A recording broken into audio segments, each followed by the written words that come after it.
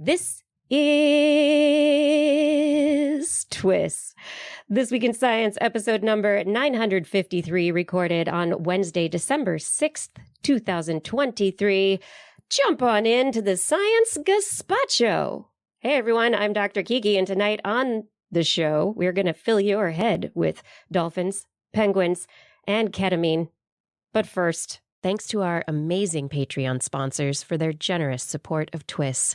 You can become a part of the Patreon community at patreon.com/thisweekinscience. Disclaimer, disclaimer, disclaimer! Video killed the radio star. Search engines killed news. Short form killed attention spans. Our kids would rather be YouTubers than someone on TV. Climate is changing one day at a time. And now AI is on the verge of taking our gerbs. Or is it? Who do we want to be today? Who do we want to be tomorrow? A sledgehammer? Where will the future take us? On the highway to the danger zone? Or are we just along for the ride? Or do we just get to decide? Will you think and let your mind be free? We definitely like to think that's the case here on This Week in Science. Coming up next. I've got the kind of mind that can't get enough. I want to learn everything. I want to fill it all up with new discoveries that happen every day of the week. There's only one place to go to find the knowledge I seek. I want to know what's happening, what's happening, what's happening this week in science. What's happening, what's happening, what's happening this week in science. Good science to you, everyone. And Tom Merritt. Wow. Hey, joined. Good science to you, Dr. Kiki. Yeah, thank you for joining us. I'm so excited to get Tom Merritt on the show today.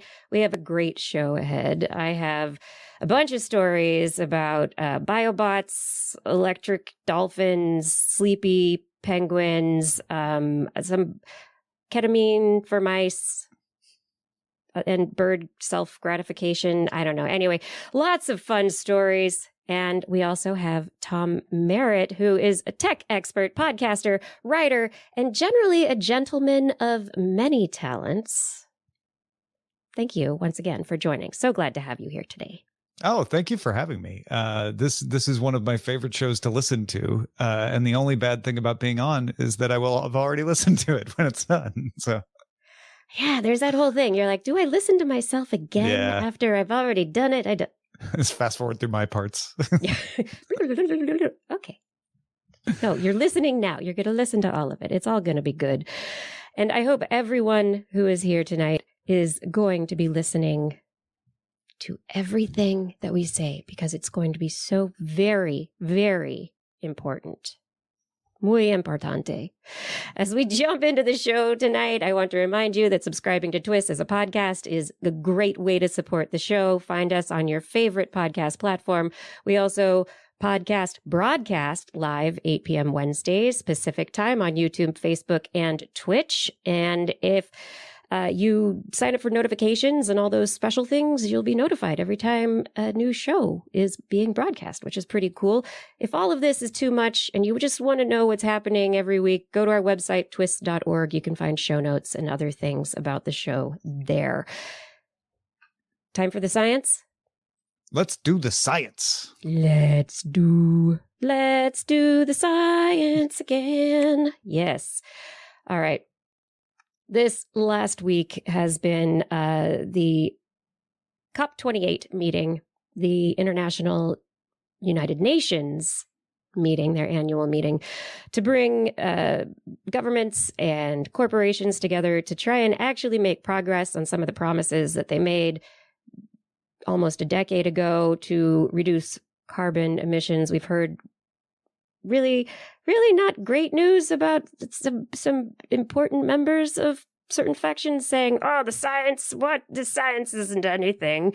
And other individuals who, like Al Gore's climate monitoring group, who are like, I see you and all of your carbon emissions that you're not supposed to be emitting right now. So there's a bunch going on of just back and forth. There are promises being made yet again. But I think on the positive side of all of this is a recent story that's based in transparency of data. And in science, I think that is increasingly important.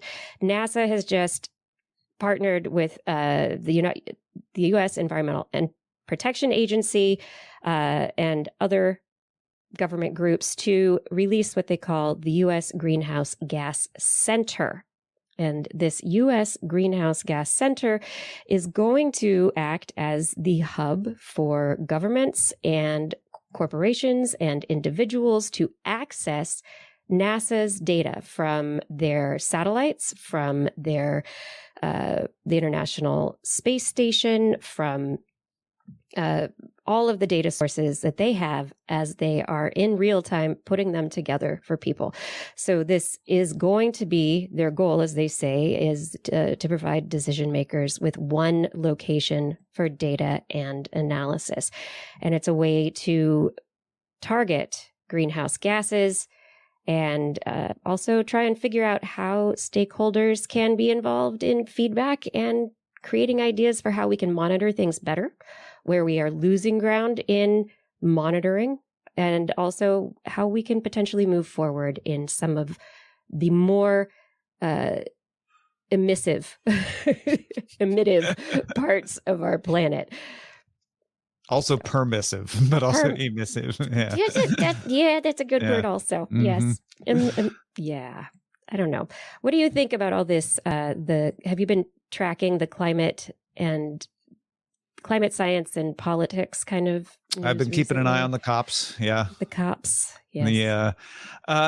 Yeah. I think it's easy to lose heart in every one of these COP meetings if you approach it the way it's covered, which is kind of implying that, all right, this is the time when everyone will decide how to fix the planet. Oh no, they're not. The one time. And so I try to look at it as this isn't how we fix the planet, but it is worth doing, because if you don't have a COP summit, you don't have the conversation.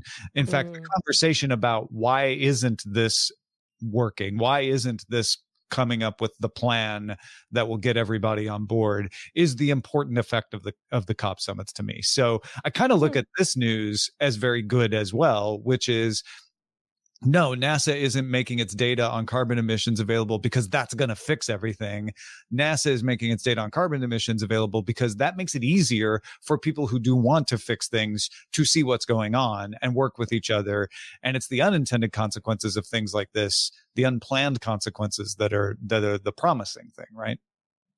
I really love that perspective. We try to be optimistic yet realistic on this program. And it's, one of the things I love focusing on are the solutions. And it's this kind of, like I said, transparency of data that is going to lead to the solutions. And without the conversation to have started it in the first place, we'd still be, overshooting even more than we are now. Overshooting. Yeah, it'd be worse. And we might not even know, because people wouldn't have been spurred to do things like this. So I'm not trying to say, so don't worry. I mean, still worry, obviously. But this is good news, even if it's not the news we all want someday, maybe this is the thing that gets us there somehow. Because if you don't know what the effects are, if you don't know what's actually happening on the planet, it's harder to figure out whether what you're doing is having any effect and working, and which things are the better avenues to pursue. Right. If we hadn't gone down this road, we wouldn't have gotten to the place where where the science and a lot of people, there's still people who are contrarians, but they're in the minority at this point in time, that anthropogenic climate change is what's going on. We are the main cause of what's happening in our climate at this point in time. And it's because of these kinds of conversations that got started. And having this data is good to be like, oh, okay, so that's the number we have to affect. That's the one we have to bring down. That's the one we have to bring up. Okay. And I want to see more of it in the mainstream media, these solutions. That's what I want, but we'll see about that. I'm an optimist, yet not, like I said, overly optimistic. And there was a study this week related to optimism. And, positivity is like this huge thing. There's books about being positive. Think positive. Yeah. Your life will be happier. You'll be better. It can also lead to poor decision making, according to a study in the Personality and Social Psychology Bulletin this last week. Researchers at the at the University's School of Management, they looked at a number of individuals from the UK, over 36,000 households, to look at their expectations of their financial well-being and compared them with their actual financial outcomes. And they found that those individuals who scored highest on their cognitive ability experienced a 22% increase in the probability of realism, where basically their predictions of how they do financially were more accurate, and a 35% decrease in the probability of extreme optimism. So basically, if you're cognitively, if you score higher on the cognitive scales, you're more pessimistic, less optimistic. Anyway.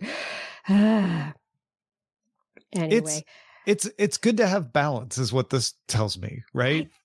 I think that's where this study comes out, is like, if you are overly optimistic, everything's always going to work out fine. You're going to be wrong. That truck's not going to hit me. Just think positive. No, get out of the way of the truck. Yeah. Oopsies. Yeah. Thinking positive, you could overdo it. And thinking negative, I think study like this is so important because we all assume that thinking negatively too much is going to be bad, right? Because then you'll be less likely to take action to improve things. We all know that confidence is important in achieving whatever it is we're trying to achieve. Oops, but what this says is like, don't go overboard, right? Remember that also, if you're overconfident, if you're faking it till you make it too much, then you will also miss things. It's the too much that's the important part there. Yes. So the key take homes here from this study from the University of Bath is, or should I say Bath, is people with higher cognitive ability are better at balancing that optimism with realism in making their decision-making processes. So if you are unrealistic, you're probably going to have high credit card debt, maybe business failures. Maybe you're like into startups a lot and you fail. You think you can make the better app. But yes, I think if you're failing realistically, that's probably fine, because you do have to learn from failures, but you have to learn from them. Exactly. Yeah. That's the important part.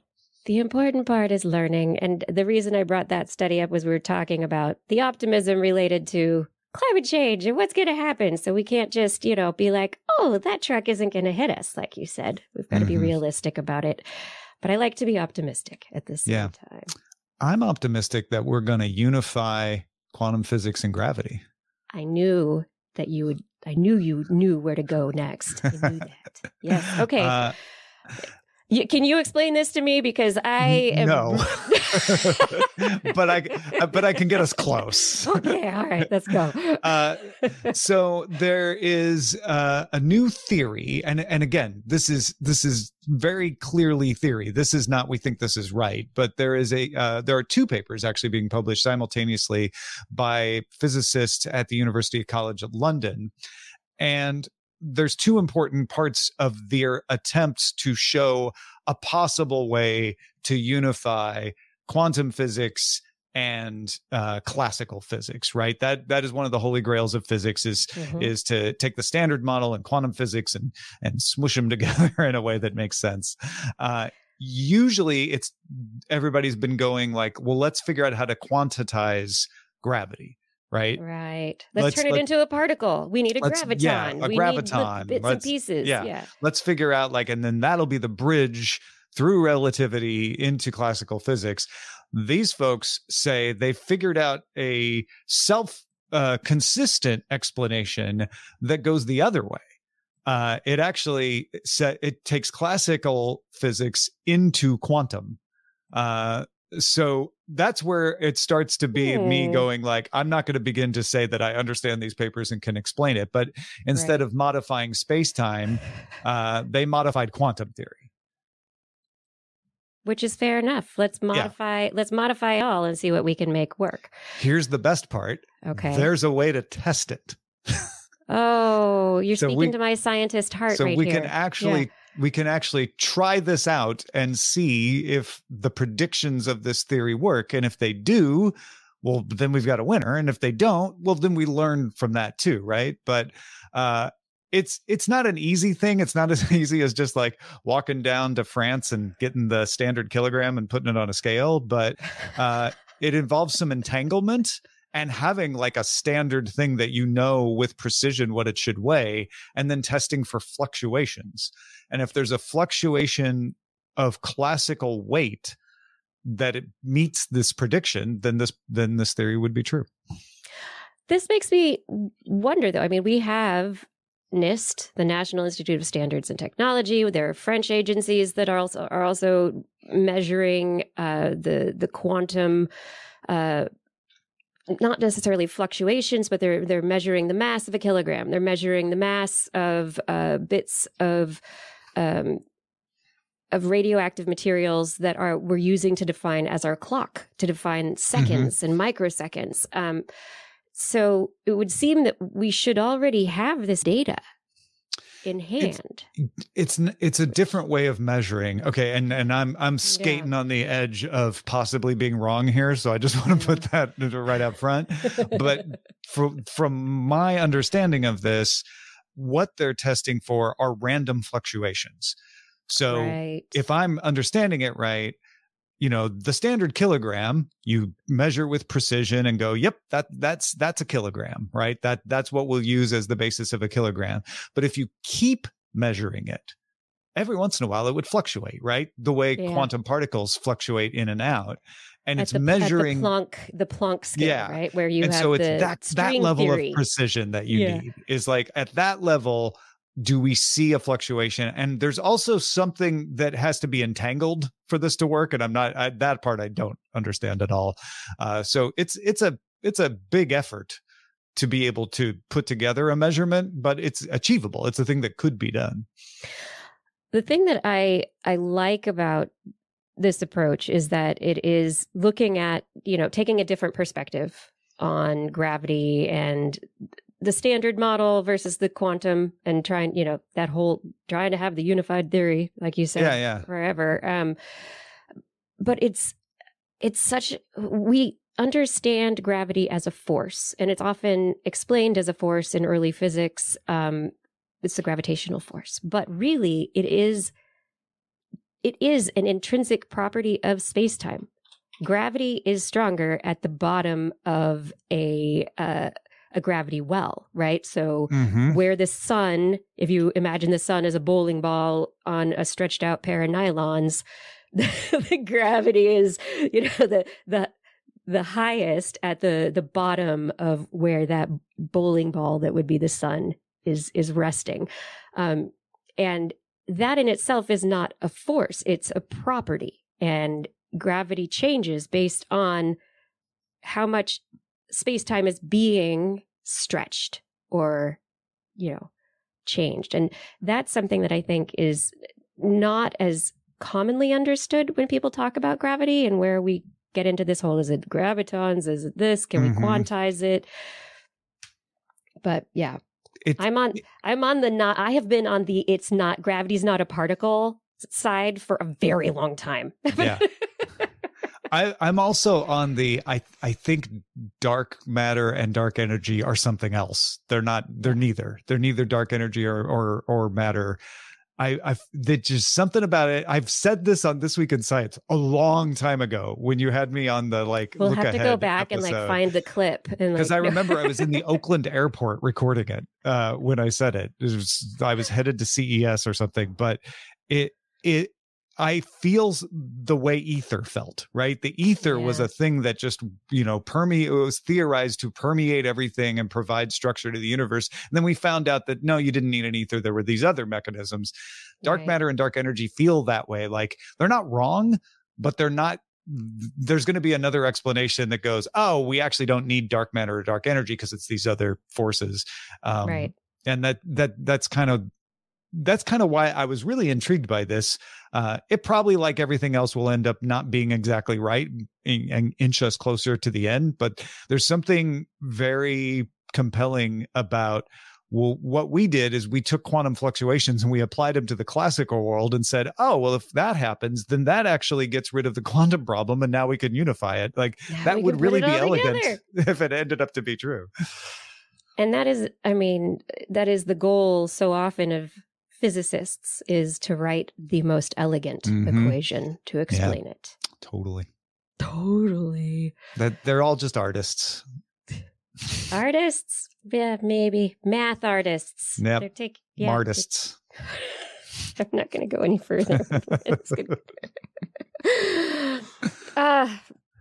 Some biologists like to be artists when it comes to using cells and trying to create life. No, not life. Trying to create robots out of cells. We've talked on the show for a couple of years about xenobot research, which have been created out of little frog embryos, little frog eggs, these little xenobots. They're like, oh, look, we can get these little frog cells to come together, and they go and they move around and boop, boop, and they have little rules, and they move around and they go do, do, do, do, do, and then they can make new ones. And so they're self-assembling like we would like robots to be, and they can do their own things, and that's cool. The group of researchers who have been developing the xenobots at Tufts University and Harvard University's Weiss Institute have created now anthrobots. A new series coming to Saturday mornings? No. Dun, dun, dun. Rise Eat of it the with anthrobots. your breakfast cereal. Yeah. Rise. Anyway, they have taken human tracheal cells, little not mine. cells, not yours, but they took somebody's tracheal cells, and they say they've created tiny biological robots out of these tracheal cells. The robots are tiny, and they're like the size of a human hair, but they can also be up to the point of a sharpened pencil. So that's within visible size range, and you can see them coming. you can see the anthrobots rising. Yes. And so they grew neurons in a dish across the bottom of a Petri dish. And then they had created these little anthrobots out of the tracheal cells. The tracheal cells were interesting because they have cilia on them, and cilia like to move and wave, and the cilia help to move mucus and other things down the airway and get, clean the airways out. The cilia are very important for the functioning of the trachea. What they have seen, however, is that the cilia of these cells taken out of the trachea when the cells start to move as individuals or move individually, that they wibble, they wobble, the bots do all sorts of fun and interesting behaviors that would not normally happen in your trachea. Or at least you hope not. You hope not, yes. So these, they've published in Advanced Science, and they, without using stem cells, without using embryonic cells, without really, they've been able to take the rules that govern how just these tracheal cells work, and they're like, well, let's take them out of context and put them someplace else. And so they scratched the Petri dish of neuronal cells, so there was damage to it, and then they let their anthrobots loose to see what happened, and they found that the anthrobots moved around, and they moved over the surface of the neurons, these human neurons that were in the dish, and they encouraged new neuronal growth to happen in the gaps that were left by the wounding, the scratching of the layers. And I mean, I think they have to change their terminology a little bit because it's really going to get into the what are you doing sci-fi realm. It already is. Yeah. They've confirmed the neurons grew under the area covered by a clustered assembly of anthrobots, which they called a superbot. Yeah, that sentence caught my eye as well. It's like, what is you've got like tracheal Voltron here? I don't like. That's one of those terms that's really funny in the lab when you're naming it. But then it gets out in the wild and people go, excuse me? Yeah. What? You want to put a superbot in my where? Yes. So an anthrobot is a xenobot, but not all xenobots are anthrobots. Yes, exactly. Okay. Yes. So this is a type of xenobot. Right. So the xenobots, well, xeno being other were the frog cells. Anthro is human. So if they were putting frog cells in humans, you'd probably have immune reactions and all sorts of, trouble that xeno stuff happens in your body. But with anthrobots, you can even take somebody's own cells, which we've been talking about for years with stem cell type treatments, take somebody's cells and use their own cells to treat certain diseases or injuries. And that is the interesting part. But I am still really reckoning in my own, just like intellectually, as their definition of a robot and how just by taking cells that do certain things naturally and putting them together in a certain way, someplace that they aren't normally found, and letting them go and do something, they can achieve some purpose, which I guess is robotic in nature, but they're not programming DNA in this sense at all. They're just looking at what these constructs can do naturally. So they're automata, maybe. Automata, yeah. Right? Yeah. And it's not wrong to call them robots, because robots just derived from a Slavic word for worker. Fair, okay. But nobody thinks that. So, right. and with, at least with English, what the word means is what everybody thinks it means. And everybody thinks a robot means a machine that can, move around. So yeah, I feel like it is misleading to call this a robot because of that. Right. Yeah. I mean, this study and the studies that they have been working on, I'm fascinated to see where they're going to go and, how they will end up differentiating from stem cell therapeutics, from studies that are using genetic modification, from, what are the actual use cases in which these biobots, anthrobots, are going to be more useful, more efficient, more cost effective for the patient, and how easy to use in a clinical setting. Yeah. How much does it cost to grow, like to harvest and grow, and what is that procedure, and how is it covered, and how practical is it, in everyday use is a whole other thing. But man, the idea that they could just, scrape a few cells out of my trachea and fix my brain, I'm into that idea. Go for it. Yeah. Yes. Especially as I get older. As you get older, and you don't have to return to an office anytime soon. But no, I don't. I work at home. And thank goodness I do, because the return to the office is dead. Kiki, did you hear this? It's over. No one's going back. I keep hearing the shouting from the CEOs that are like, well, Amazon in particular got a lot of press. Yeah.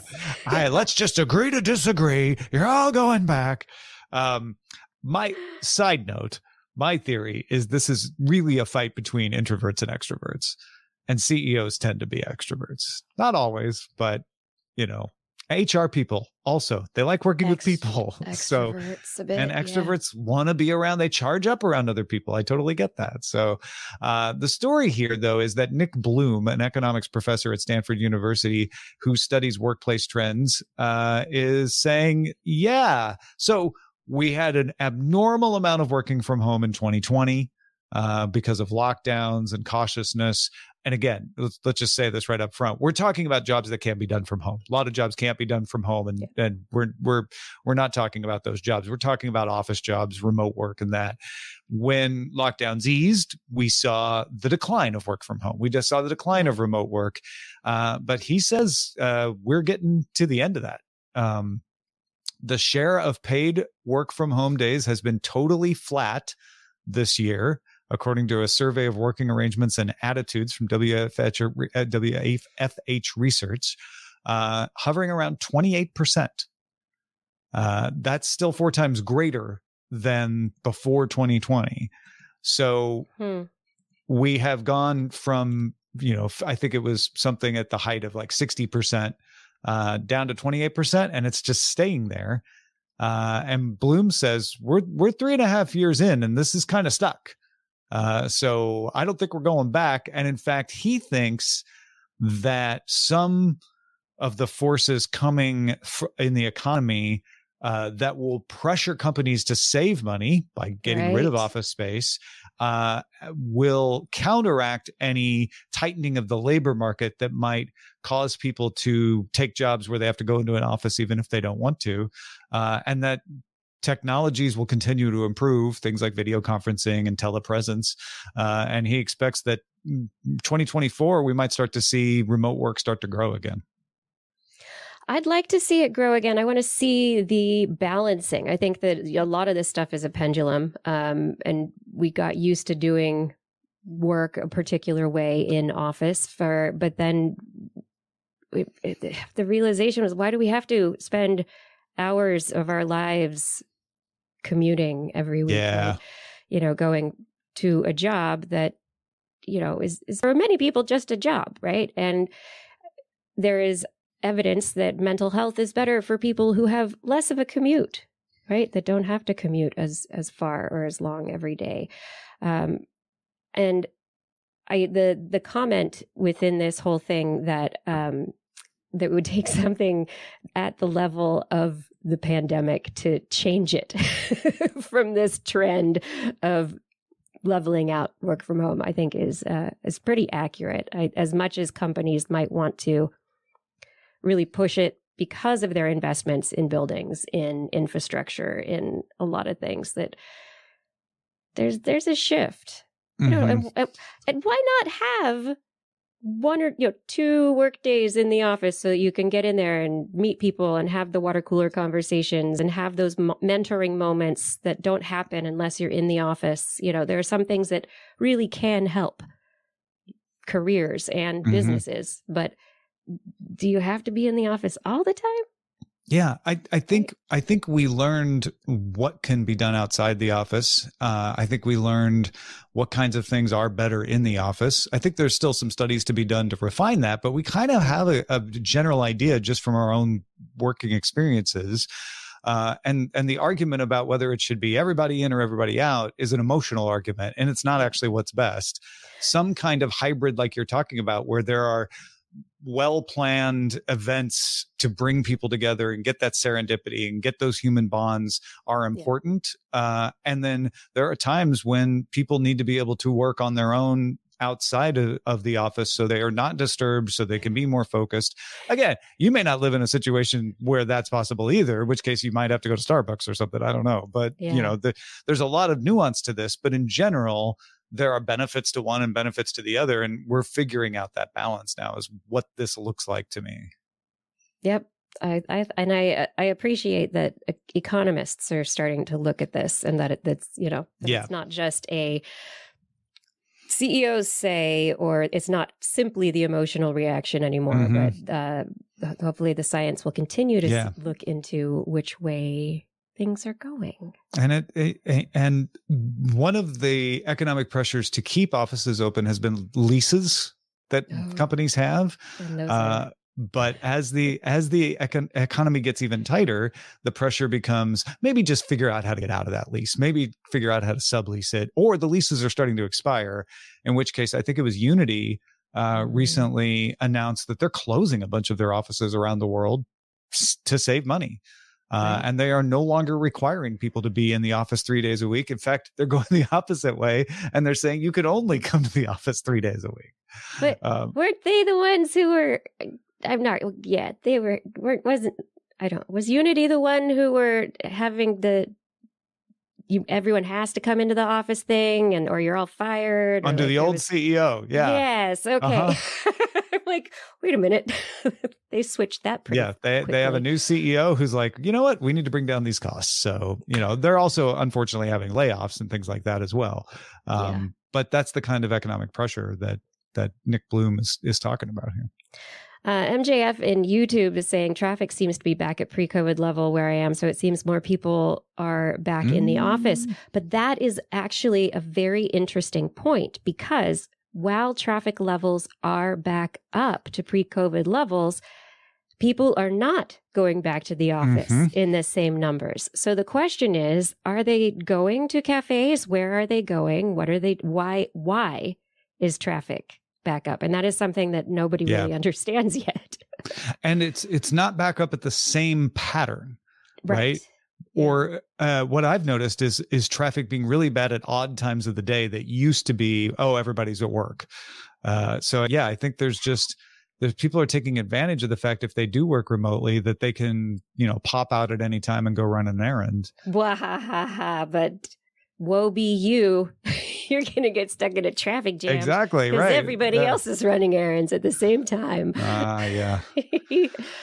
I need to recover. But hopefully, though, those people in traffic are not getting in accidents that leave them with traumatic brain injury. That is, one impact, pun not intended, of traffic accidents.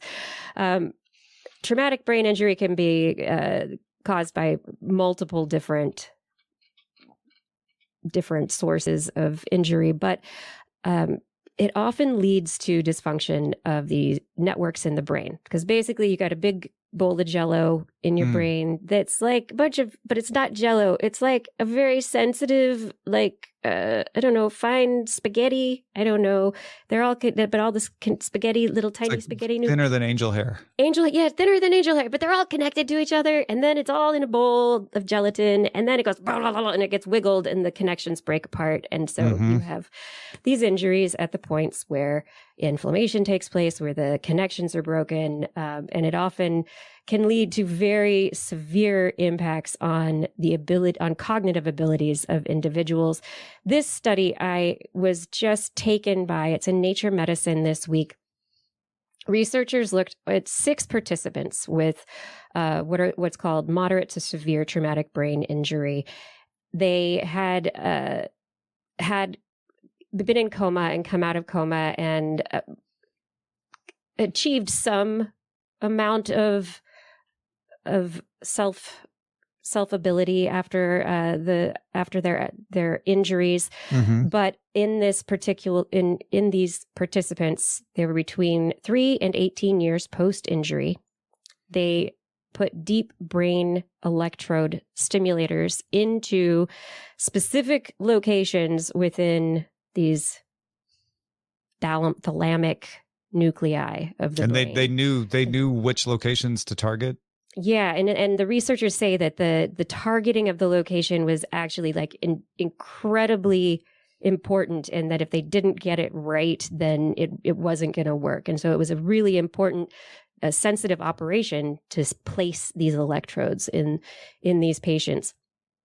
So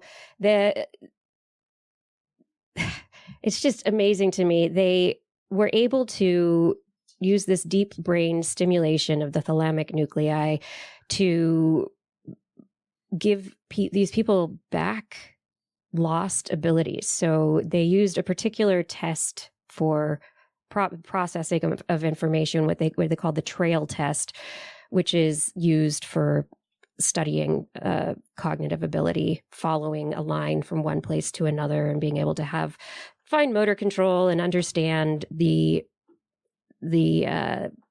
processing of one instant after another, and planning and all these things that are kind of higher cognitive abilities. And they found that they were looking for a 10% improvement. They're like, it was just 10% improvement over baseline. These individuals, on average, exceeded the average by 32%. Wow. They improved, yeah. And this was, they had the deep brain stimulation. They spent 90 days with the device turned on for 12 hours a day. So half a day it was on, then turned off. And they found that when they turned it off, the people that means shock, like electric stimulation. Yeah, basically, okay, there's electricity going on in your brain all the time. Adding a little more. It's just adding a little more. Okay. Yes. It worked the way they predicted. Yes, yet even better. And they wanted to have the control of taking the patients off of the stimulator and seeing what happened. And the two of the patients were like, no, no, I like where I am. It's working. I can Don't read, mess with it. Don't mess with it. I can read books. I can do things. I can watch a TV show and remember I can keep track of what's happening. I can play a video game. They can, do homework. There was so much improvement. And the three who participated in the withdrawal, they actually had 34% slower averages on the trail making test after only 3 weeks without the stimulation. So it doesn't have lasting effects then, sadly. Yeah. Well, so it's only 90 days. And one of the things we do know is that the nervous system takes a long time to repair itself. Some of these people were 18 years post-injury. So these people are 18 years and their brains still had not repaired themselves. So the likelihood of it being massively reparative is minimal in that case. Sure. So is it feasible for them to just keep this in their head? It is feasible. So that's the next step is this is one of those tests where it's like, is it safe? Does it kind of work? And it did, and it exceeded their benchmarks, improved their executive function. There are many people who have deep brain stimulation. There are, the brain eventually wants to eat the electrodes and wants to degrade them away. And so that's something that still needs to be considered, but it is, it at least will add value and ability to people's lives for as long as they're able to use it. So I just thought this was really, really cool. And they're now hoping they can make it a therapy. I'm not going to let perfect be the enemy of the good. It would be better if we put this in for 90 days and then took it out and it stayed. It rewired things. Like that would be amazing. But lacking that, just the ability to say, well, yes, it's risky to do brain surgery. And, long-term basis, you'd have to be going in there over and over, and that's going to bring risks. At least, it works. Right. And so I can see why people would say, yes, leave it in there as long as you can. And then if it starts to break, put another one in, please. Cause this description in here of it being like turning the lights on is repeated by a few of these subjects. Yeah. It's hard to imagine being in that spot of not having the cognitive abilities, not having memory that can keep you, allow you to learn new things, that can keep you engaged in a conversation or in a television show, or even just to do day-to-day tasks around your own house, how debilitating that would be. So, yeah. I've had brief periods where, exhaustion or stress or just life. You're talking about my life right now. Yeah. No. Where it leaves you it's hard to focus. Like imagine that being permanent and 10 times worse. That's what we're talking about here. So it's fascinating that it seems like just upping, like the brain is protecting itself still from the trauma and keeping the voltage low. And if you just go and up the voltage, the pathways just work like they always worked. Yeah. But I think one of the big questions here is, like you said, how many individuals will it or could it potentially lead to a recovery in? Because there is a standard saying in neuroscience is neurons that fire together wire together. Mhm. And if you get neurons firing, then potentially that will lead to new wiring. Potentially it will lead to astroglial cells coming and helping to put the neurons back together. Or maybe we can take your tracheal cells and stick them in there. But And how many people did they do in this study? It wasn't that many. no, it's 6 people, so it's a very This is just the small- beginning. Yeah. Yeah. But the impact on the individuals, I think, can't be understated. Indeed. This is pretty cool. Well, you can fire your neurons or you can fire a rocket off to the moon. And the United States is going to do that for the first time in 50 years on December 24th. It'll be the first launch of the ULA. SpaceX rockets have been doing most of the heavy lifting lately, but the United Launch Alliance is going to be doing their version December 24th with an unmanned, uncrewed mission. If it's the first, I'm glad. That's great. to land. Yes, if it's the first ULA, you probably don't want a crew on there. The first time to put something on the moon by the United States anyway, in 50 years, and they will attempt that landing. It'll be an autonomous landing. So they'll just be watching and keeping the fingers crossed that, the math worked, on January 25th. That's so soon. I know that the first stage of the Artemis mission went off without a hitch. Their uncrewed test that went around and around and around, and Yep. it did great. It got out there, did all the things it was supposed to, but now it's going to land. Yeah, they're gonna put something on the moon. It's not the first thing to be on the moon in a long time. China's put something up there. India's put something up there. Russia crashed something up there. Japan crashed something up there. Yes. Didn't Japan crash it on purpose though? One of them. Yeah, some of them have been like, we mean it to impact and we'll study the impact. But this one will not be meant to crash. This one will be meant to successfully touch down. And then they'll be studying the surface of the moon in that area, particularly as part of the ongoing Artemis mission. But this one is landing and it's not going to come back. So this is not going to come back. No. Yeah. But the eventual idea with Artemis is that we will have crewed missions that will go to the moon, land, come back, potentially. Oh, the Japanese one did end in a crash. I see that. It's in the article, right? Yeah. Yeah. 4 countries have successfully landed on the moon: US, Russia, China, and most recently, India. It's been a long time for the US. Let's get there. And the idea is this will start to pave the way for us to send crews to the moon. And then once we land on the moon again with those crews, they will start to prepare for the next leg, which is for Artemis to be able to send people to Mars someday. I love the name of the rocket from the ULA is Vulcan Centaur. Which is, of course, means it's half goat, half Spock. Oh, yes. It's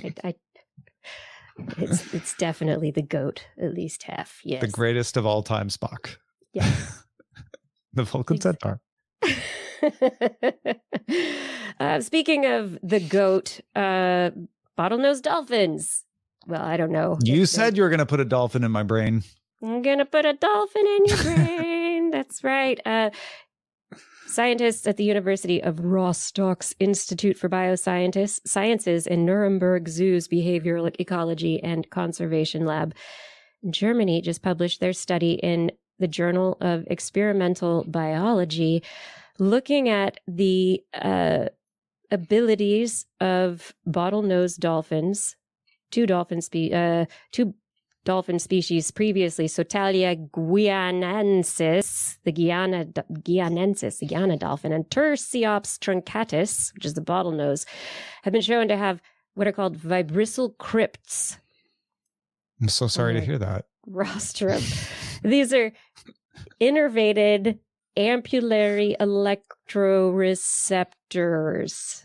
Oh. So yes, vibrisal crypts. They're little little spaces that are potentially sensitive to electrical fields. Deep brain stimulation, perhaps? Potentially deep brain stimulation, yes. And so in this particular study, they looked specifically at the bottlenose dolphins, and they showed that the dolphins, when trained, they'd been previously trained on this task in another study in which they discovered that they had these fibrosal crypts that worked. They were trained to kind of go put their head in a bunch of pipes and touch a target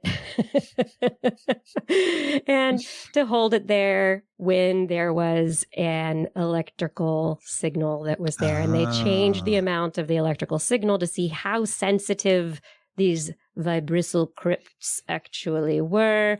It turns out they are not as sensitive as sharks or some other fish species that we know about, but they're able to detect DC electric fields as low as 2.4 and 5.5 microvolts per centimeter. So it's similar to those as in the platypus. I was going to say, this is not that rare in the sea, but it's rare in the mammals, right? Yeah, and so that is the big discovery, or the big investigation here, is how sensitive are the mammalian species of the sea to these electric signals. And micro and macro scale electro orientation could be used for navigating based on electromagnetic fields of the Earth. It could also be used for hunting, for determining where and when particular prey are in a certain space. So it's a really interesting question as to what dolphins are using this electromagneto-reception for. But they can. Yeah. They do. And I imagine some of them use it for good. Others, not all dolphins have the same personality. There's a lot of rude dolphins out there. I do have to say, there's a bunch of rude dolphins who do whatever the heck they want. Yeah. I don't know how, I mean, it's just their personality. I don't know how smart they are, how well they do against. It varies. Some dolphins are smarter than others. How do you think they do on the Turing test? I think they would do better than the humans, possibly, based on this study. That is a preprint. It has not been peer reviewed, but two researchers from UC San Diego looked at several large language models. So they were based on several models. Two of them were large language models, GPT-4 and GPT 3.5. GPT 3.5 is the one you get if you don't pay for ChatGPT. It's the one I think you get in Bing.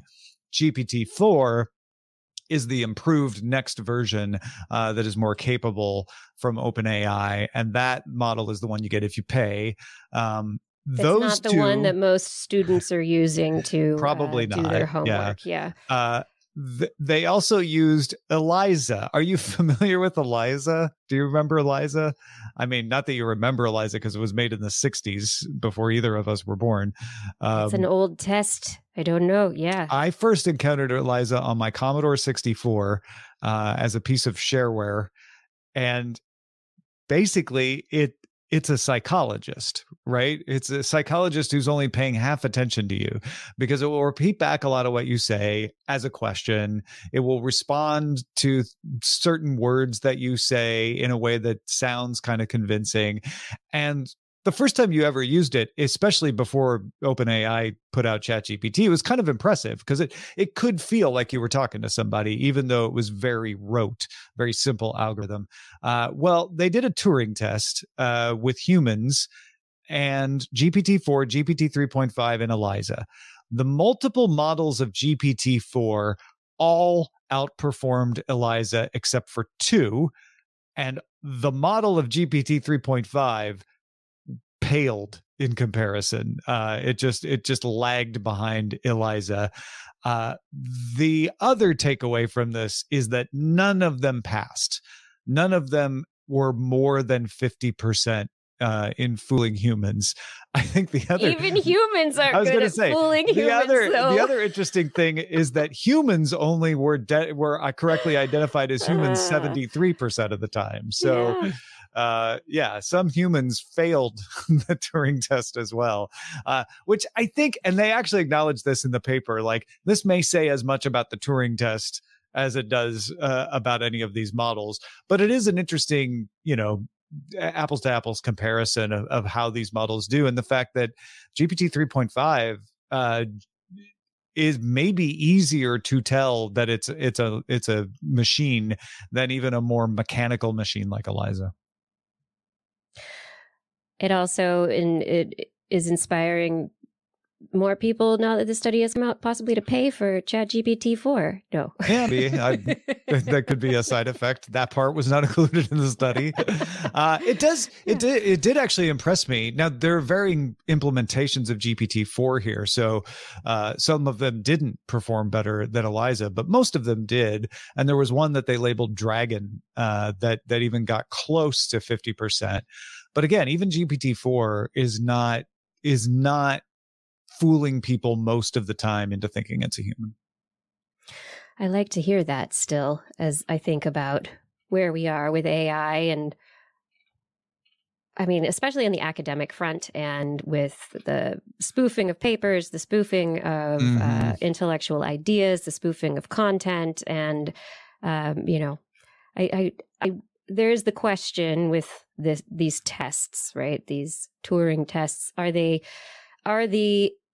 is the test made to figure out whether the AIs are getting closer to humans, so biasing the design of the AIs, or is it that the AIs then are being biased? It's like they're learning it's the teach the test method, right? Yeah. To pass, like AIs could then pass this test, maybe not others. I also think there is a literacy at work that benefited Eliza. I think if you do this same test with people in 1969, that Eliza does much better. If you do this test in 1985, Eliza will probably do worse. And I think as time goes on, GPT-4 will do worse because we'll all as a species start to learn what those little hallmarks are that says, oh, that's probably an AI. AIs do that a lot, but we don't all know that yet. Right. We haven't figured out all of the various, one thing is there are programs that are out there. There are programs that are looking for the, basically the watermarks. Mm-hmm. Yeah. The watermarks in the AI. So there's a predator-prey kind of evolution happening, which I think the one thing fascinating that our brains are really good at is pattern recognition. Yeah. So I feel like if you have people in a study, let's say you did the same study, but you did it with people who have used ChatGPT, the paid for version, GPT-4 for 8 hours a day for a year, which is not possible because GPT-4 wasn't out a year ago, but you know what I'm saying. Versus people who never have. Exactly. Yeah. You're going to see these rates drop because those people are they're used to it. They're like, oh yeah, I see that a lot. The same way that Photoshop was way, way more convincing when it was new and even less capable than it is now when we're like, oh, that's probably Photoshop. I can kind of tell. It's still impossible to figure out how to use, but that's true. Can a human or a large language model use Photoshop? That will be the real test. That's going to be the one. That's going to take us places. Oh my gosh. Okay. I think we've hit all of the stories for the first part of our show here. I do want to reintroduce you right now. Oh my goodness. Everyone, this is Tom Merritt. Do you know? We've gone through a bunch of fun stories. Tom it's just always wonderful, wonderful treat to get to talk to you, Tom. And it has been quite a while. I think we actually last emailed or talked, probably it's like last year. Yeah, I think you're right. It's been a while.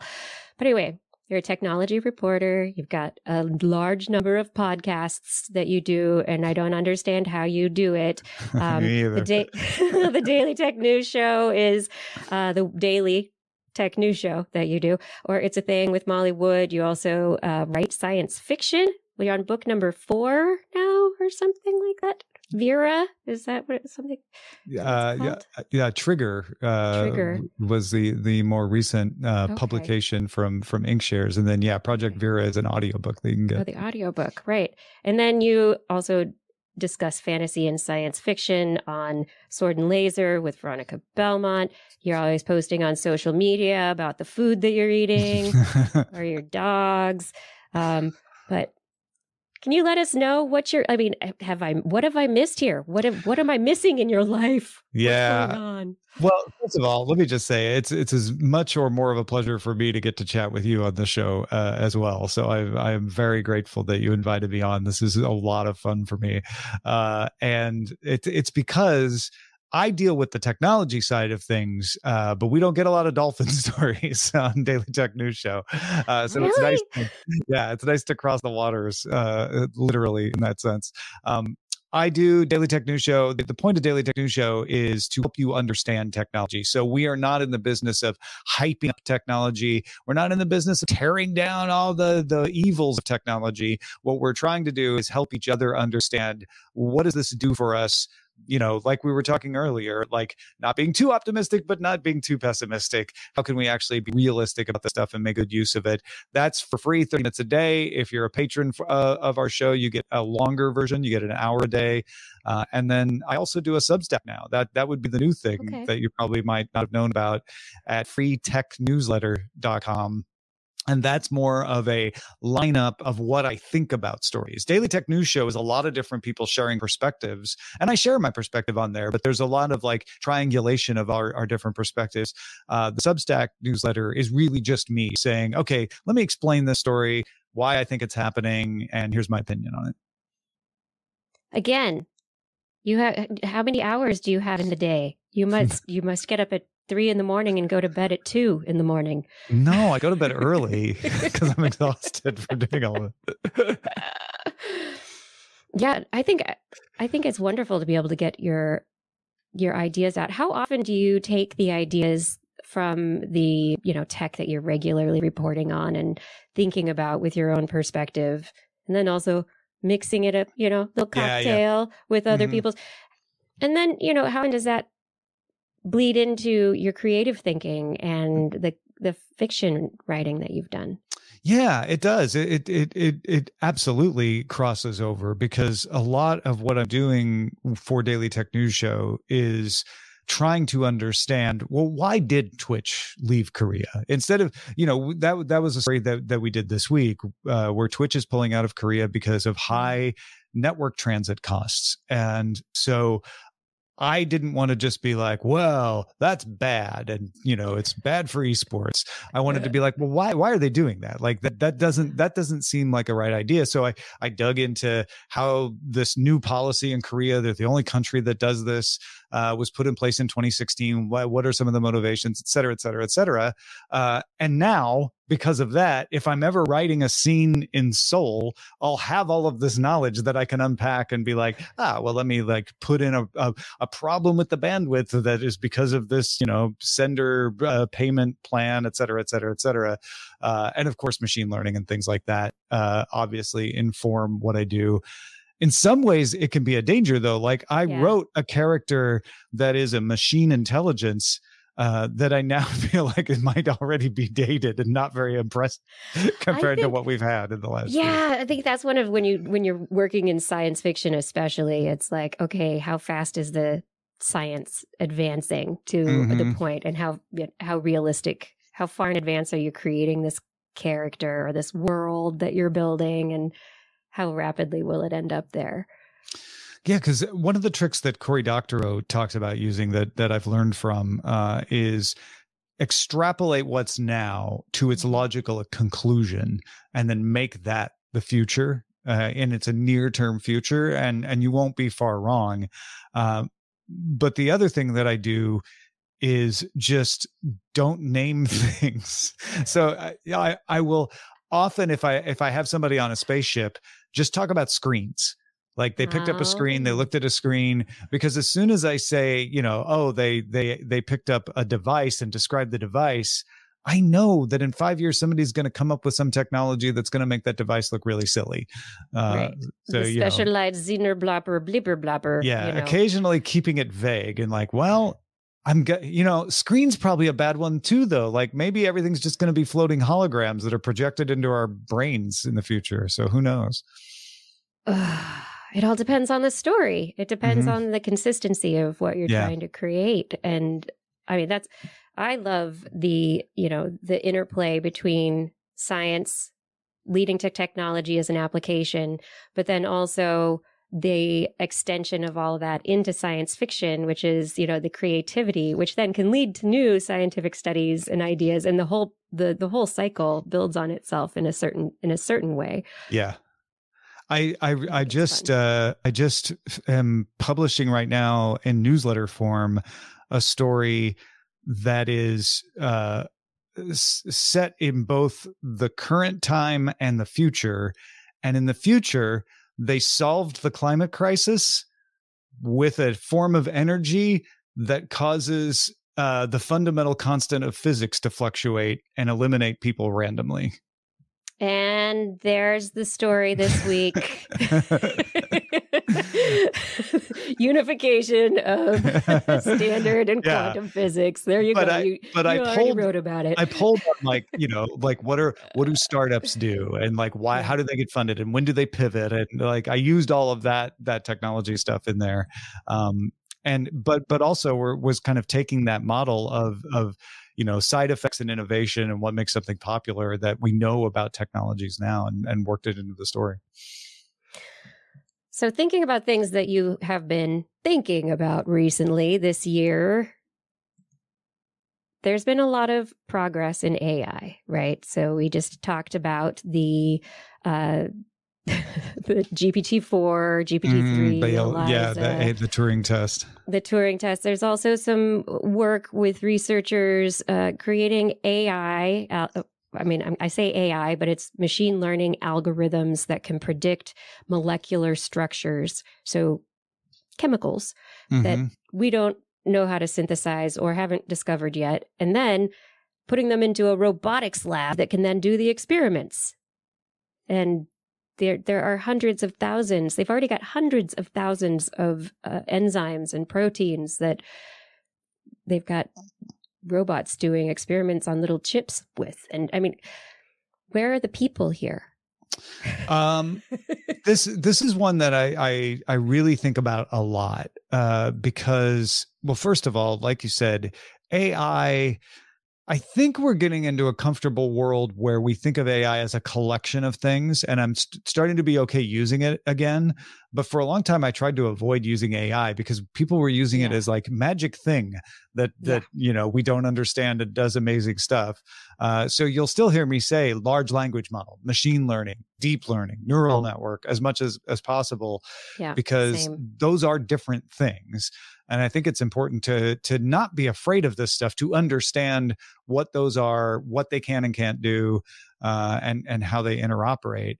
And this is a great story. This story is a really good example of where I think it isn't quite as daunting as it might look at first. I wrote this in my newsletter earlier this week, but the one thing that hits me about all these tools is they're all trained on our knowledge. And of course, everybody talks about how that brings in our biases, but it also brings in our limits. So they can't create new knowledge. And this is a story where you might look at it and go, well, hell, hold on. They're finding all these things that we've never found. To which I would say that yes, but they're doing what we could if we had time. Right? They're just plowing through and making associations. And they're doing the busy work for us. Right. They didn't come up with a new theory of cosmology. They didn't create new concepts. And that's what I'm keeping an eye out for, is like, if I start seeing these things coming up with concepts and not just mimicking, they're very good at making it feel like they came up with a concept. Yeah. But when you dig into it, you're like, oh, well, they came up with that concept because that concept comes from this other author. Right. That's why they're so impressive, is they can be all of our knowledge at once. And none of us can. None of us can have all of the knowledge at once, but they can't add to it. And so to me, that's just a super tool that's very good at things like this, but not something that I'm yet worried is going to take over or start acting on its own volition, which is that big upwingers and downwingers conversation about whether we should like only start to use these tools when we're sure they're safe, or use them knowing there's a limit to them and then adapt when we find out that they do harm. I think of machine learning algorithms, all of this as, it's tools at this point in time. I find in interactions with individuals online, especially in the scientific community at this point in time, there are many, many people who are entirely against using any of these AI tools to help with writing, because there is such a problem with the hallucinations, right, within AI. So the fact that it's the machine learning algorithms and the informational networks that they're using are probability based, right? So how often is the probability of this word in this context used together, and it puts the ideas together and can sometimes make the things up, right? And there's this, speaking about the knowledge creation, which scientists, that's the job of scientists. There's this fascinating backlash by individuals saying, I think anyone who's using any AI to help with any aspect of their writing isn't doing the job of a scientist.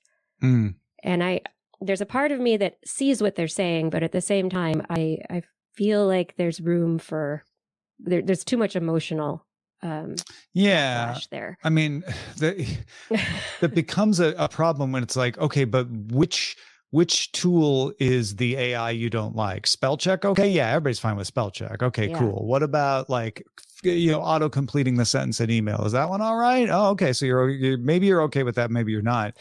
To me, where does the line get crossed? I think there's really, really good limits being placed. I was just at a conference about content management systems for newsrooms, and they are very sensibly saying, we would like to bring these tools to reporters to help them write, but the reporter is still on the hook for what goes in the story. Yeah. So we've seen all these bad stories about a publication that uses these auto-generated stories without anybody looking at them. That's exactly the wrong way to use them. Yeah. The right way to use them is as an assistant, as a tool where you say, hey, can you summarize this, this set of data for me?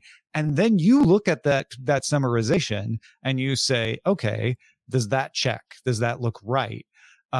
And the argument against that is, well, if that's not more efficient than doing it myself, and if that's the case, then don't use it. But there will be cases where it will be more efficient. Yeah, I tend to agree with you there. Well, I mean, it's yet to be seen where it's going to be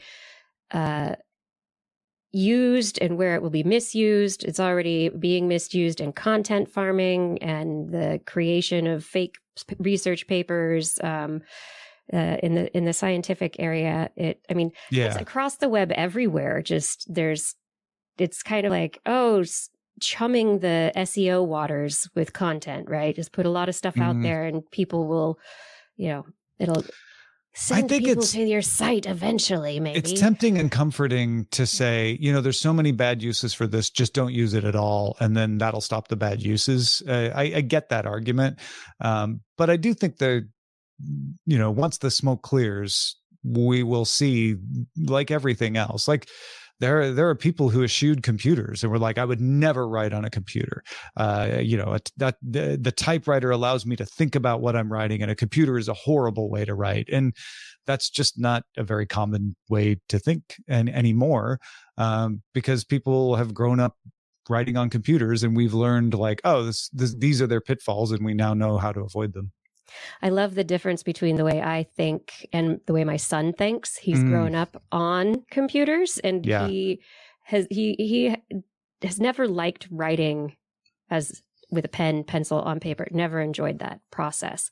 But get him a keyboard, and he is magic. His ideas come out. He gets everything out. I mean, I'm the opposite. I have to get my ideas out on paper because that's what I learned. And so it's so fascinating that the tools that we use are also enabling our thought processes and how we think. Mm-hmm. And so I think that's also going to be an interesting question moving forward as we adapt AI as our tool to help us with our thinking moving forward. I mean, my grandparents chided, one of my grandparents, my grandpa chided me for using a typewriter. Really? Yeah. He's like, it's lazy. Handwrite. It's good for you. Work on your legibility. Son. You'll need this. Typewriters won't always be around. You'll need to know how to write. You'll need to know cursive. Yeah. Oh my gosh. Now cursive is going to be one of those like preserved forms of communication. Kids oh my gosh, I just did that. Kids these days can't read cursive. And it's shocking. Yeah, it's antiquated already. Shocking, I tell you. I have a thing where I actually compose best with a keyboard because I grew up using like the TI-99 and a typewriter. Got it. I have a hard time composing on a phone with a touchscreen. Like it just doesn't feel right, right? No. Yeah. But I know people who use their phone to do everything. Yep. Yeah, it's a whole different thing. I can't do touch screens, and I'm just like, this is why it's part of the reason why I'm not an Apple iPhone user. I'm like, it's just too much touching the screen. I can't do it. Well, Android's the same way. How do I do that? But at least Android has like pretend buttons now. I mean, come on. Mm-hmm. It's got some buttons. I like them. It's got a few. Not as many as it used to. I know. One of these days, your buttons are going away. What am I going to do? I'm going to sit down and write you a letter? Yeah, you need those haptics. Oh, okay. So thinking about the future, I mean, we could talk about quantum stuff, or we could move on into talking about the history. You said you had a show that you did recently. You're doing your Know a Little More podcast. You've always been interested in history. I know you've always done, like, there was always like a bit of history podcasting always in there. And I love this. So tell me about this mother of all demos.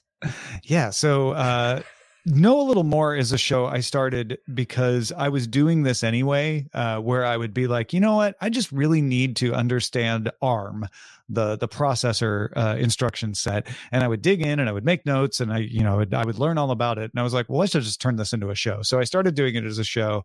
And then a year ago, I hooked up with Justin Robert Young at Dog and Pony Show Audio. And he's let me take that show you're doing and all that good research and make it sound prettier. And so we started working on the construction of the show and the storytelling elements. And we did a season last year that was pretty good, but this year we themed the season of the show around something called the Mother of All Demos. Have you heard of the Mother of All Demos before? No. So this is all new to me and I'm excited. Okay. So in 1968 in San Francisco, Douglas Engelbart, who is generally, if you have heard of him, you've heard of him credited as the inventor of the mouse, which is a very good argument that he is the inventor of the mouse. He did a demo on stage at a computer conference where he not only showed off the mouse, he showed off word processing, collaborative editing, video conferencing, pretty much everything you do with your current computer, the cut and paste, insert editing, everything. So this was like around the same time as Steve Jobs was first getting up and talking about like his new Macintosh computer. No, this is 20 years before that. Steve Jobs is very tiny at this point. I'm sure he's alive, but yeah, we haven't landed on the moon yet. So you can't say we can put a man on the moon, but you can't build a mouse, because it's the opposite when he's giving this demo. So the season of Know a Little More starts with talking about the mother of all demos, how it came about, how Douglas Engelbart was able to create this lab at Stanford to make all these experiments, how people reacted to the demo by saying, wow, that's really great. We could never do that, and just let it all languish. Eventually, a lot of his ideas make their way over to Xerox PARC up the street in Palo Alto. There it goes. And of course, then that's where they are developed farther. And Steve Jobs and Bill Gates both stop by and borrow a bunch of ideas and bring them into the Mac and Windows later on. But yeah, we have an episode on the mother of all demos, have an episode on word processing, episode on video conferencing, episode on the mouse, all of that, a few others in there as well. And we finish with kind of a forward looking one called AlohaNet, where I talk about how one of the few things to happen in that time period that didn't come out of the mother of all demos was Ethernet. And it came out of people in Hawaii trying to figure out how to timeshare computers across the islands on the University of Hawaii system. And that led to the protocol that underlies both Ethernet and Wi-Fi, actually. So that's the final episode of that season. But, DNS, the domain name system, came out of Engelbart's lab. Collaborative editing was probably the last of the spin-offs to kind of make it into mainstream use, but we wouldn't have Google Docs if it hadn't been able to build on what Engelbart's team put together. So that's the story. And it's really a fascinating story. In writing it, I kept discovering more connections. Like I was just updating my domain name system episode and I found the connection to Engelbart and I was like, well, we have to include this in the season now. But the thing that just is the most surprising, and I guess not surprising, is how he was ahead of his time. And there is always this idea in technology that there are things that come ahead of their time and then they languish for just a little while until the resources or the technology become available, or I guess it's in the design world, it's putting a solution ahead of the problem.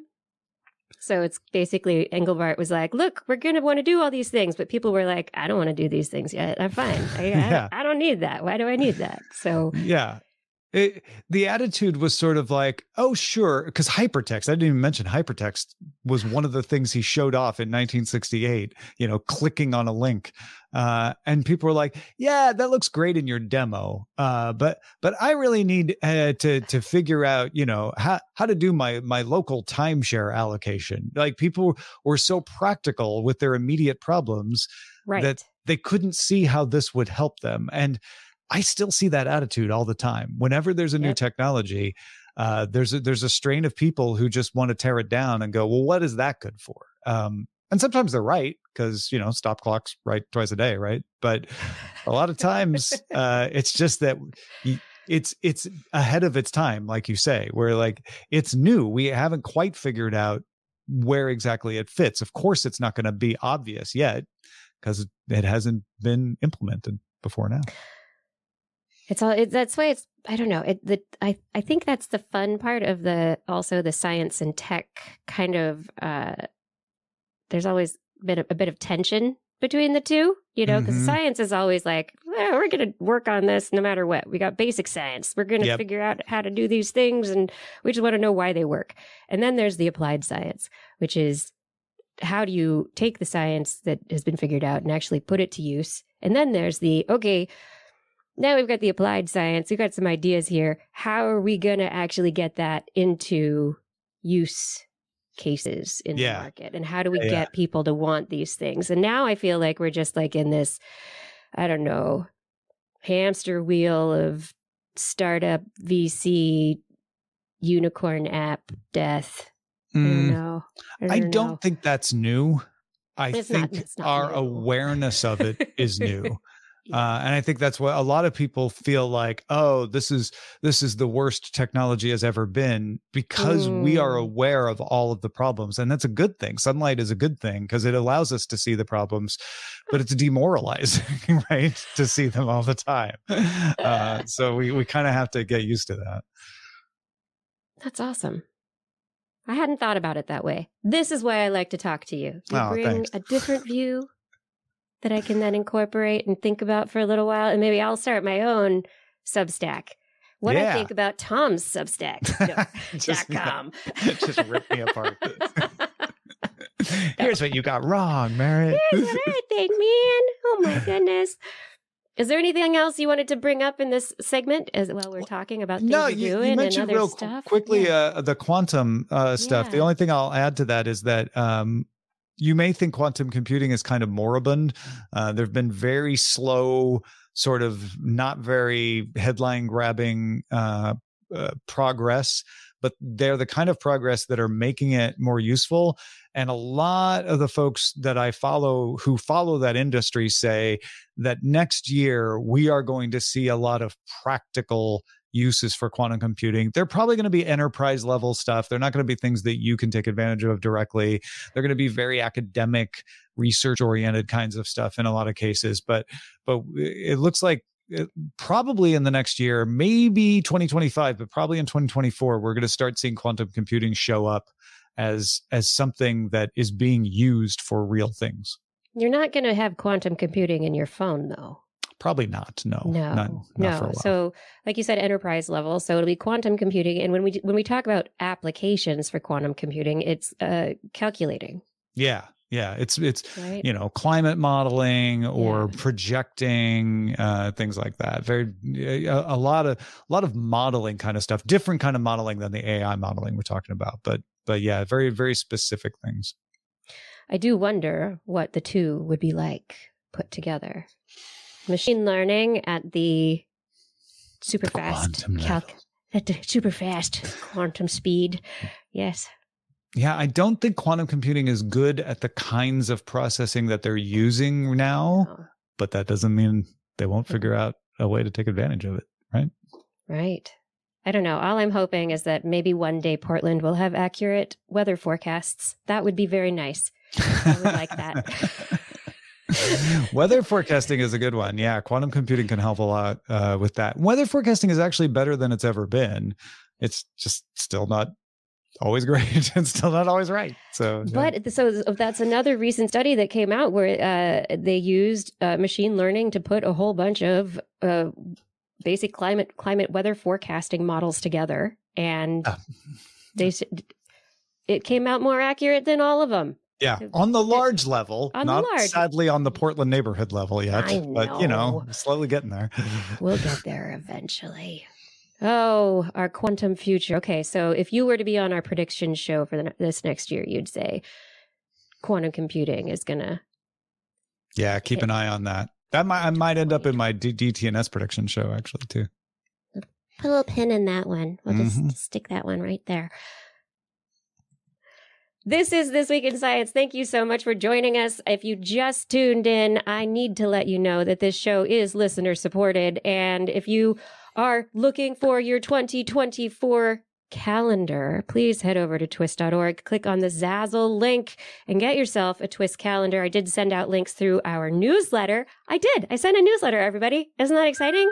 Da, da, da. But yes, on Zazzle, we have our 2024 calendars available that Blair, during her maternity leave, has so wonderfully done the art for and put together.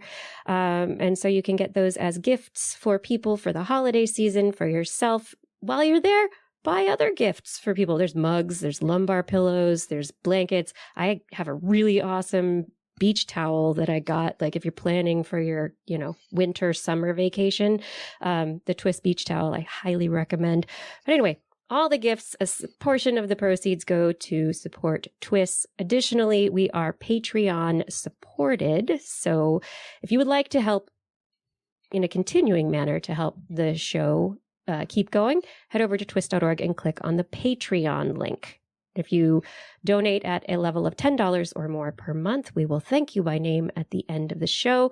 $15 or more a month, and you get a sticker every quarter. And I'm going to change up the stickers pretty soon. So this next year, you're going to be getting some new stickers. If you hadn't gotten there's stickers. It'll be great. There's also t-shirt levels, all sorts of fun things in there.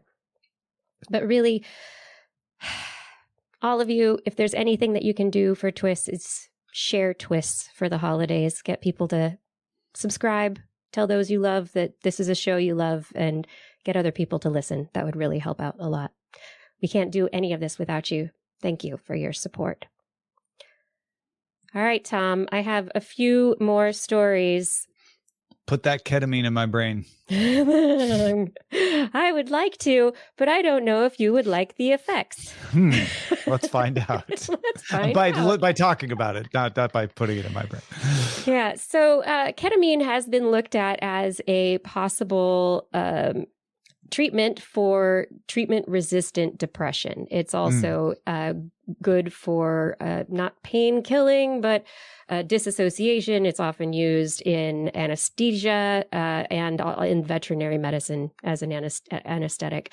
Part of the question with research previously is, how does it work in the brain? What is it doing? What is happening in there? And so this group of researchers just published in their Cell Reports paper their whole brain mapping of the divergent impacts of ketamine on the brain. Previous studies have only looked at particular areas, basically hypotheses that were like, well, we think ketamine will impact this area of the brain this way because this is an effect that ketamine has when people take it. So this group went in kind of without that hypothesis. And so they said, what's happening all over the brain? So they washed mouse brains in ketamine. And I'm Didn't it say not to do that on the little tag that came with the mouse brain? Do not wash in ketamine. Dry clean only. Do not wash in ketamine. Anyway, they found that repeated exposure of ketamine leads to a decrease in dopamine neurons in regions that are important for regulating mood. There was an increase in neurons in the hypothalamus, which was related to homeostasis and metabolism. So it's very interesting. They think that the changes in dopamine in the midbrain, mood-related reasons, kind of could be related to why some ketamine users and abusers find symptoms similar to schizophrenia over time. That makes sense. It does, but there are really good health and therapeutic impacts of ketamine as well. So now the question is, how can we really tune in on the dosage, the timing, the length of time, the duration, the frequency of ketamine treatments to help various things like eating disorders, mood disorders, other aspects where it is potentially therapeutically helpful. How do we get it to the right part of the brain? That's so exactly. Yeah. That's the exact question. Right? We need the anthrobots. Send them to the brain. But one part of this study that it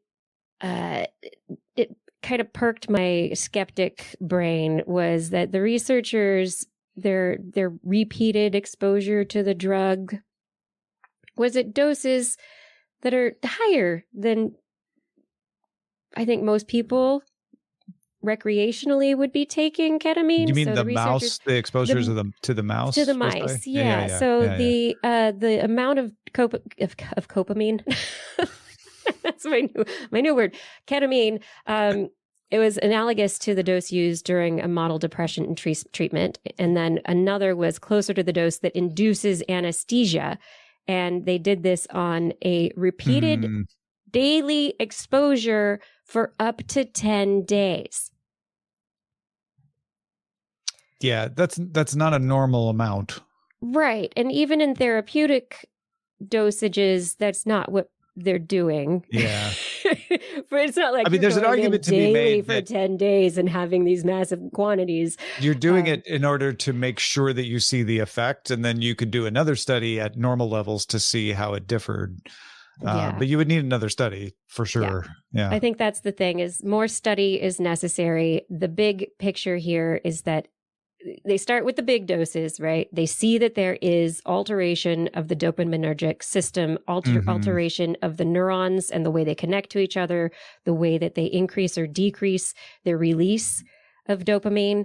And that in itself on a brain-wide level is something that needs to be looked at. And like you said, to help us figure out targeting in the future. Yeah. All right. I really like this study also because it has very, very pretty pictures of mouse brains. I bet these mice have framed so, these. They're so pretty. I like them. Mom, look, it's my brain. Look, it's my brain on drugs. Literally. Literally on drugs.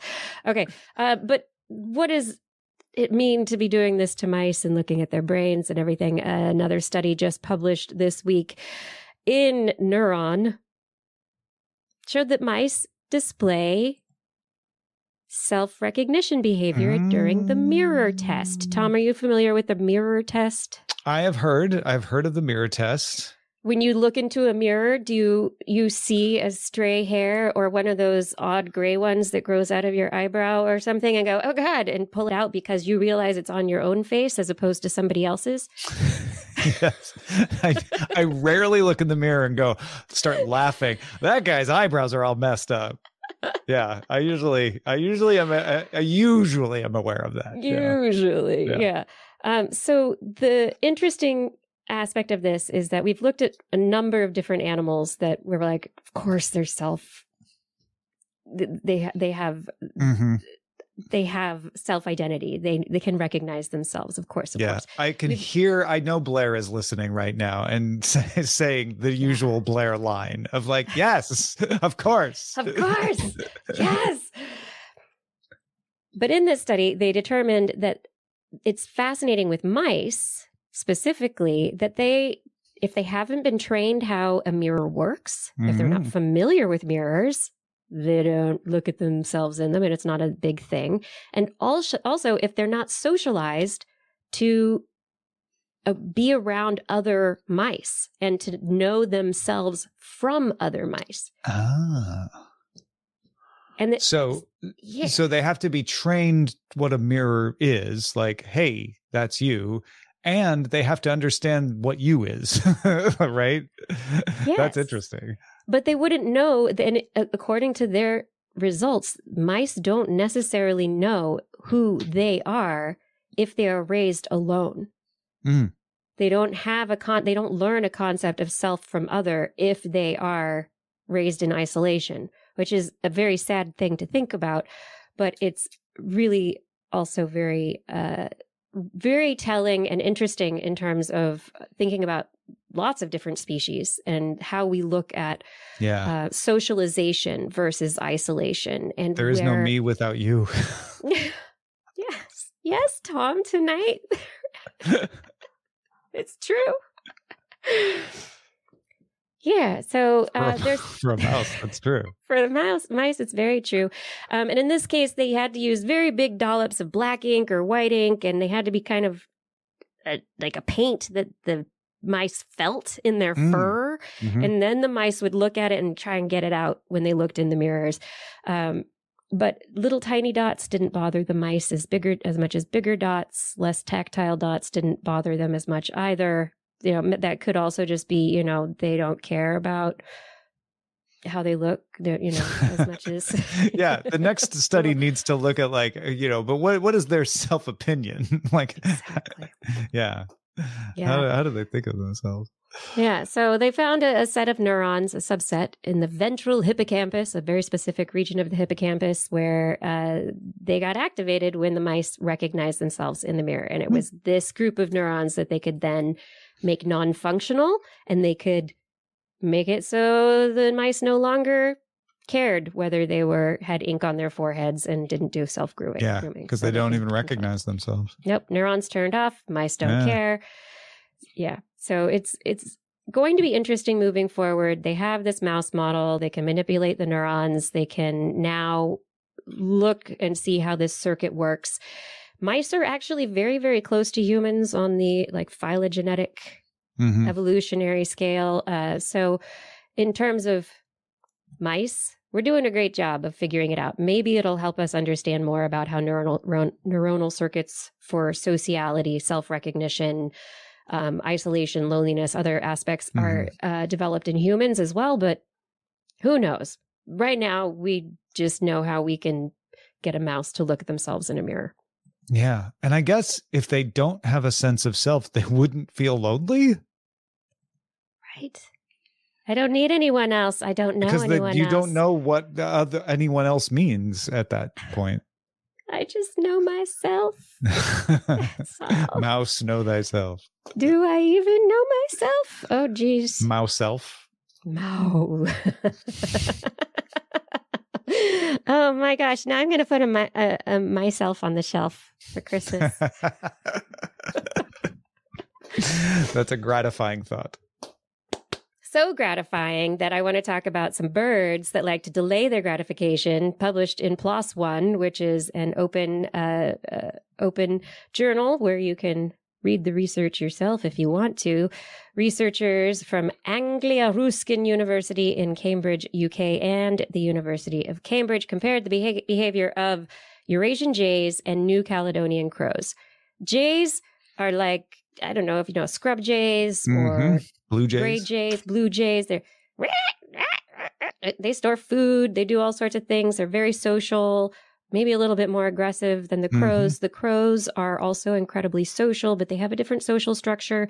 And there are questions about the levels of cognition and intelligence, and also, you know, where they can, what decisions they make and why.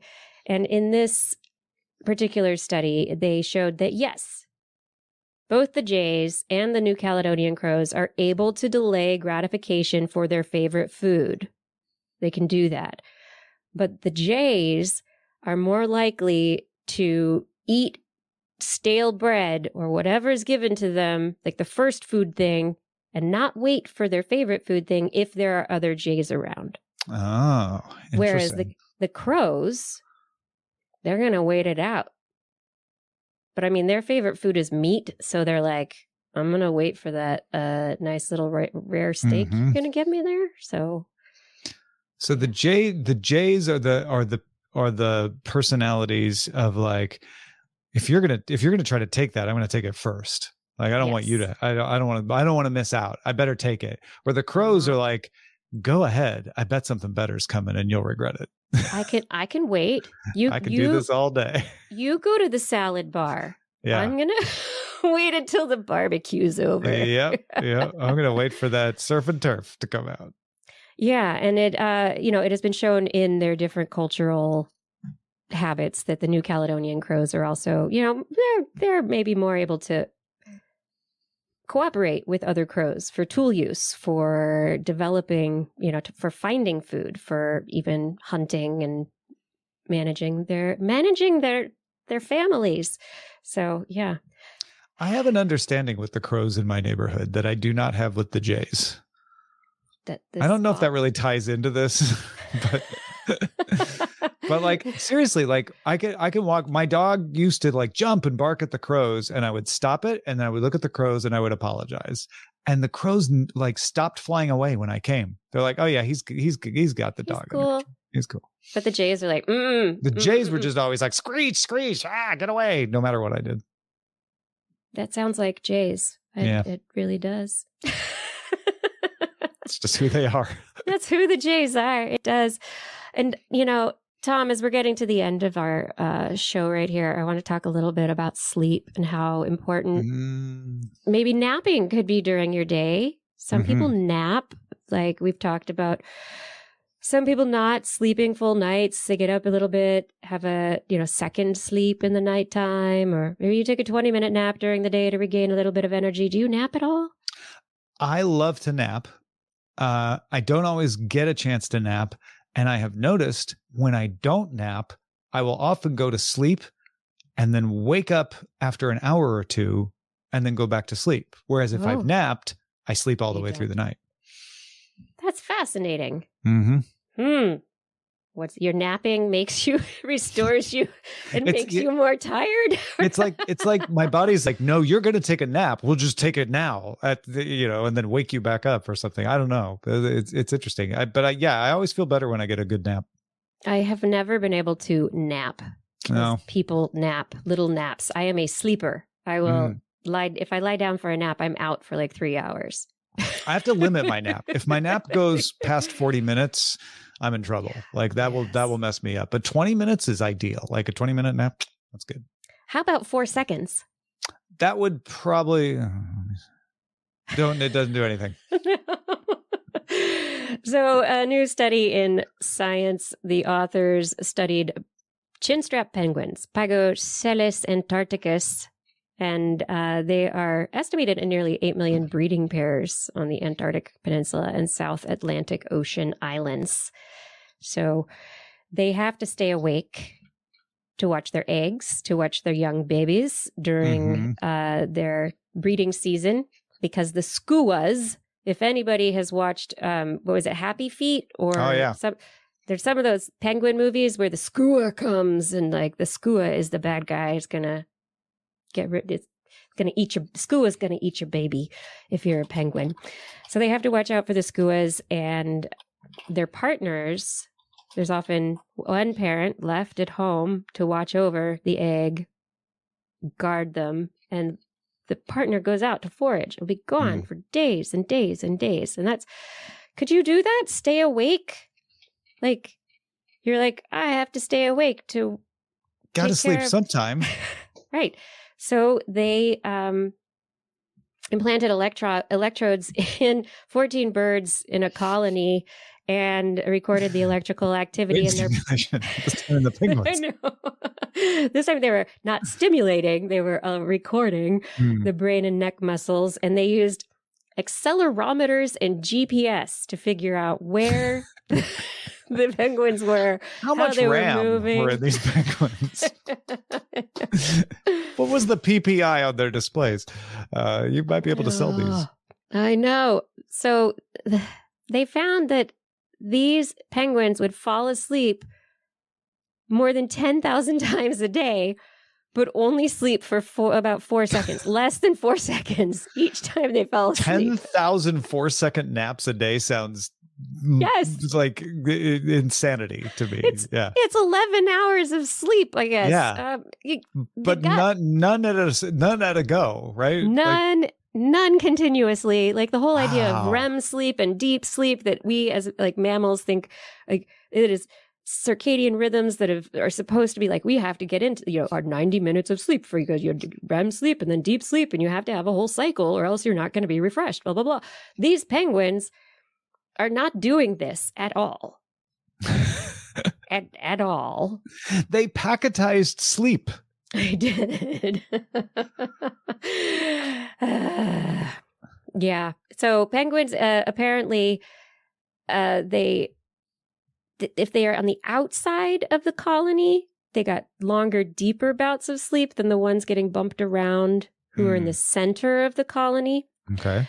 But the ones in the center of a colony are also at greater risk of another penguin stealing their nesting materials. So there's safety in numbers from the skuas, but also nest theft from other penguins and weird things going on. But from all of this, the researchers know nothing about how restorative that sleep was to those penguins. How can you count it as sleep when it's only 4 seconds? Like, that's just, that is so fascinating to me.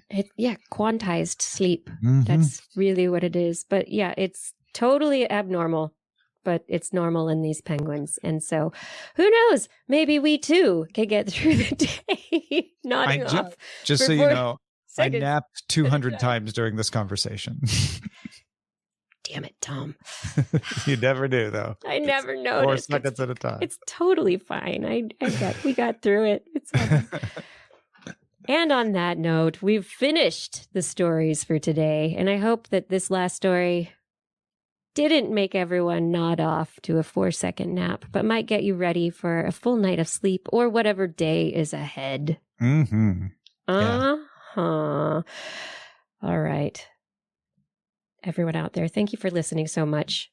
I hope you all enjoyed the show. Tom, thank you for joining us. This was amazing. I really enjoyed it. Where can people find you? Oh, thank you, Kiki. I love being here, as I said, and I will keep saying millions of times. It's one of my favorite shows. I've been listening to it forever. So it's an honor to be invited back on it. If you would like to find other things that I do, head to dailytechnewsshow.com. That's the main thing that I do. If you only remember one thing, or you can look at all the stuff I do at tommerritt.com. Those sound like reasonable places to send people. I hope so. And for everyone out there, I'd like to also say thank you to the people who do help with the show. Fada, thank you for your help on show notes and social media. Gord, thank you. And Aaron Lore, thank you for manning the chat room and keeping it a happy place to be. Identity 4, thank you for recording the show. And Rachel, thank you for your editing. And I do, as always, need to thank our Patreon sponsors. Thank you to Aaron Anathema, Arthur Kepler, Craig Potts, Mary Gertz, Teresa Smith, Richard Badge, Bob Coles, Trent Northcote, Rick Loveman, George Corris, Pierre Velazar, John Watnaswamy, Carl Kornfeld, Chris Wozniak, Vigard Shefstad, Donathan Stiles, a.k.a. Don Style, Ali Coffin, Reagan Shubru, Sarah Forfar, Don Mundis, P.I.G., Stephen Albaran, Daryl Myshak, Stu Pollack, Andrew Swanson, Fred S104, Sky Luke, Paul Ronovich, Kevin Reardon, Noodles, Jack, Brian Carrington, David E. Youngblood, Sean Clarence, Lamb, John McKee, Greg Riley, Mark Hessenflow, Steve Leisman, a.k.a. Zima, Ken Hayes, Howard Tan, Christopher Rappin, Richard, Brendan Minish, Johnny Gridley, Remy Day, G. Burton Lattimore, Flying Out, Christopher Dreyer, Artyom, Greg Briggs, John Atwood, Rudy Garcia, Dave Wilkinson, Rodney Lewis, Paul Rick Ramus, Philip Shane, Kurt Larson, Craig Landon, Sue Doster, Jason Olds, Dave Neighbor, Eric Knapp, E.O., Adam Mishkan, Kevin Parachan, Aaron Luthen, Steve DeBell, Bob Calder, Marjorie, Paul D. Dizzy, David Simmerly, Patrick Pecoraro, and Tony Steele. Thank you for all of your support on Patreon. We really cannot do it without you. And if you are interested in supporting us on Patreon, head over to twist.org and click on the Patreon link. On next week's show, we're going to be joined by Trace Dominguez. And I've also heard hints of a Justin sighting. We will see. Don't miss it. They will be back on Wednesday at 8 p.m. Pacific time, broadcasting live from their YouTube and Facebook channels and from twist.org/live. And if you want to listen to us as a podcast, search for This Week in Science wherever podcasts are found. And if you enjoyed the show, get your friends to subscribe too.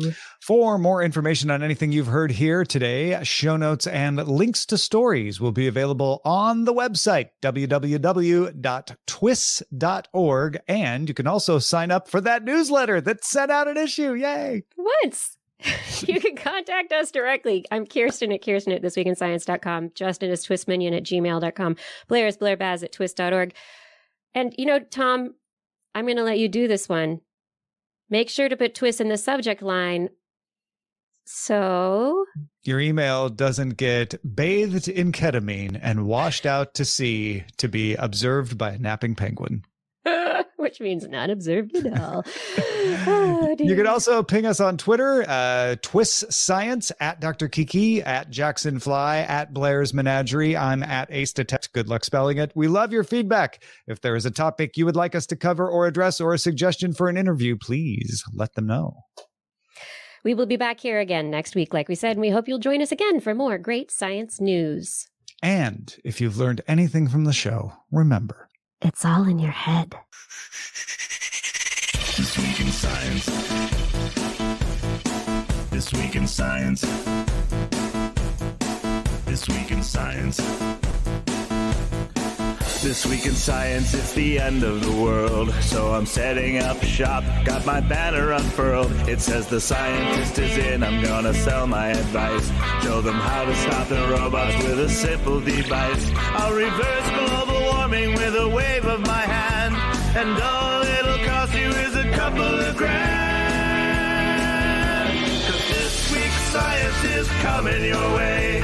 So everybody listen to what I say. I use the scientific method for all that it's worth. And I'll broadcast my opinion all over the earth. 'Cause it's This Week in Science. This Week in Science.